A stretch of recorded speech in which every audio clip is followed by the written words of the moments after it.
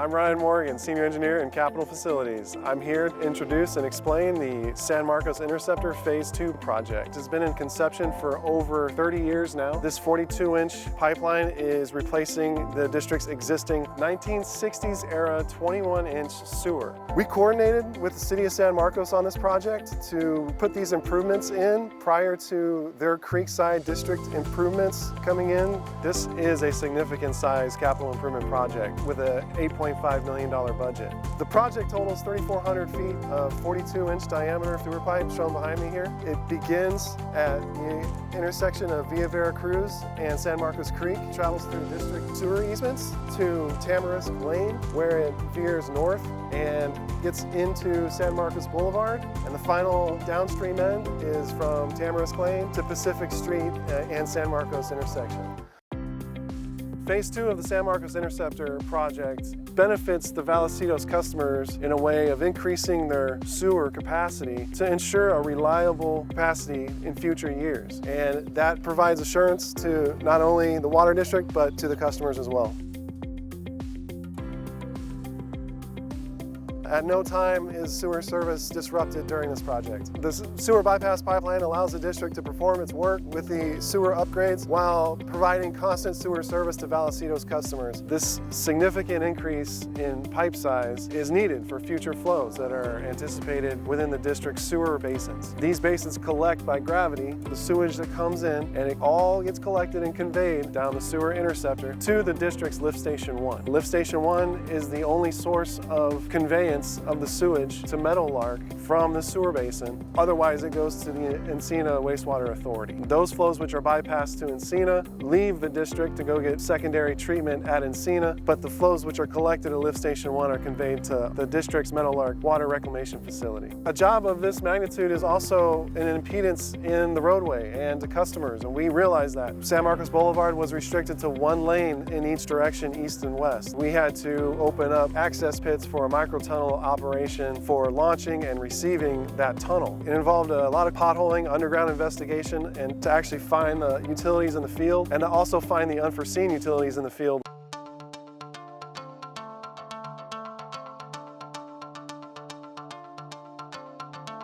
Hello, my name is Matt Luttrell. I'm with Valley CM.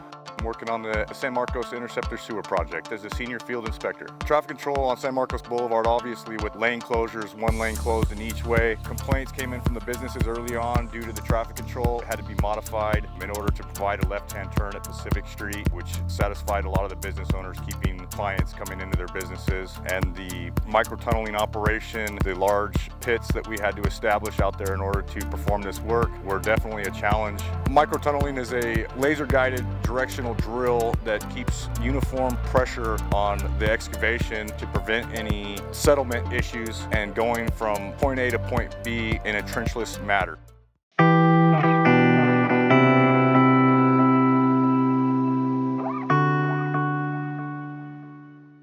Part of the construction impacted residents on Tamarisk Lane, and that required notices to be sent out and communications on a day-to-day basis between the residents and our inspections team. The contractor did pass out notices to all the residents in the area, notifying them of the night work and the schedule of the work to be completed. I have a couple residences reach out to me. As long as I let them know the schedule and what's going on, they seem satisfied.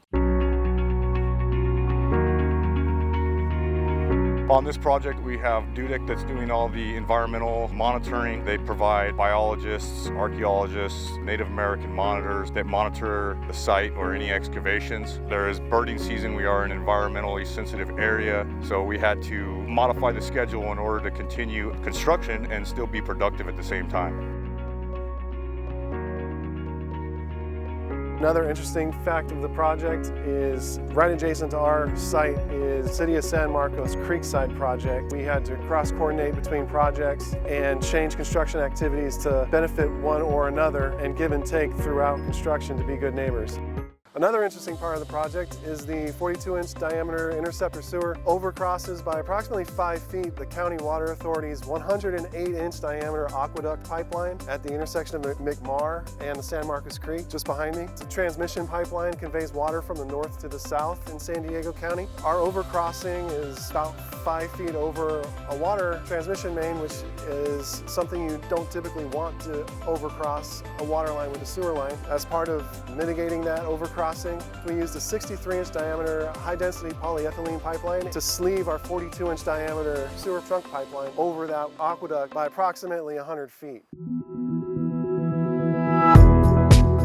Phase 2 of the San Marcos Interceptor is a milestone project for the district and the capital improvement program. It's by far, in recent history, the most significant in size and scale, providing the largest increase in sewer capacity in any one project in recent history at the district. As project manager, I was very proud to be a part of this job. It's been 30 years in the making, and it's touched multiple hands and landed on multiple desks across planning and design and construction. It's a milestone project not just for the Vallecillos Water District and its customers, but also for myself, and one that I will always remember.